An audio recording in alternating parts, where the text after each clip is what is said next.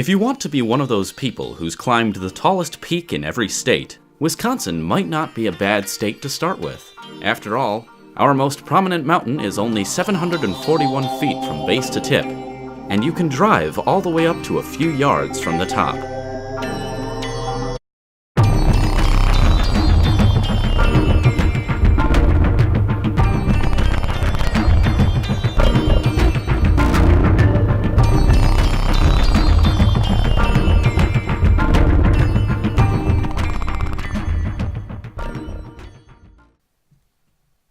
I learned a new word this week. Monadnock. As with a lot of fun geography words, we have the Native Americans to thank for this one. Monadnock was the original Algonquin name for a lone mountain in what is now New Hampshire. Evidently, the European settlers liked the name so much that not only did they not rename the mountain, they adopted Monadnock as a blanket term for any singular mountain rising from a flatter surrounding area. Of course, all of this geology history happened long before Americans settled in Wisconsin in any significant numbers. By the time they reached here, they must have forgotten what real mountains looked like, so they generously named this forested quartzite hill Rib Mountain. It really is more impressive to look down from the peak than it is to look up from Wausau, which is why it's so nice that there's a state park built right on top of the mountain. Getting up most of this hill is as simple as driving in the park entrance. And driving some more. Still driving. Yeah, this part takes a while. It's a full mile of road between the entrance and the highest parking lot.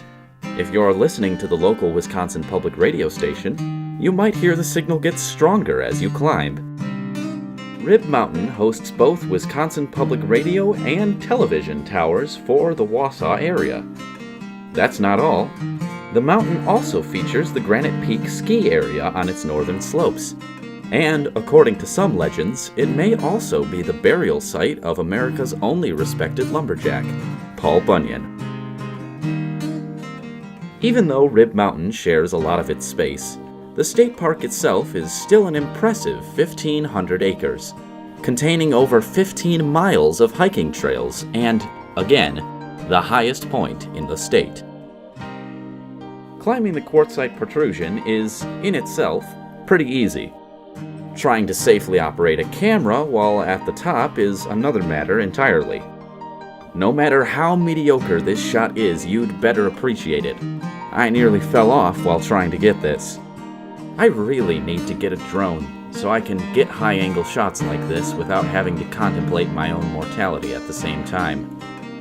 Except, in this case, there's no need. Due west of the peak, at the edge of the clearing, a wooden lookout tower dwarfs the peak itself. There's no comparing the views from the natural and man-made highest peaks. Sitting on the quartzite pinnacle, you can't even see over the trees. From the tower's top balcony, you can gaze disdainfully down at the people climbing the rocks below. More importantly, you're treated to a 360-degree view of a pretty nice portion of Marathon County. There is plenty to see here. The park is near one of Wisconsin's bigger cities, and it's made even more accessible by Interstate 39. Surely this place is crawling with campers who come for the views. Nope, Rib Mountain rarely feels crowded. And I think that's due in large part to their policy of kicking out all visitors at 11 p.m. and letting them back in at 6 in the morning.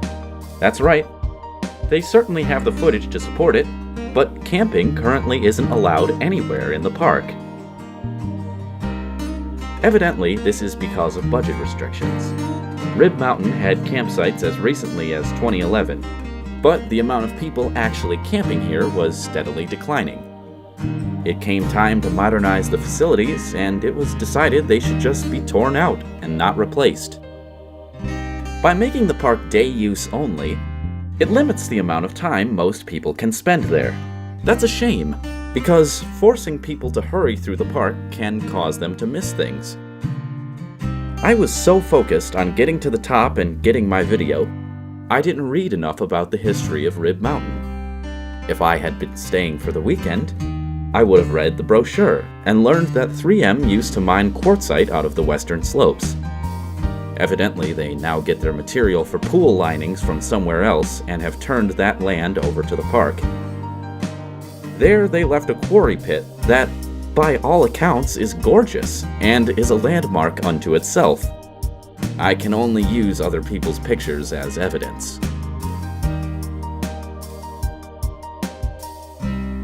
Camping may return to Rib Mountain in the near future, and I think it can't get here fast enough. This Monadnock, in all its glory, deserves to be a destination rather than a quick stop. If you find yourself in the Wausau area for any length of time, visit Rib Mountain State Park anytime between 6 a.m. and 11 p.m. You can find the park address in the description down below. Thanks for watching. Subscribe to this channel for new parks and landmarks every week.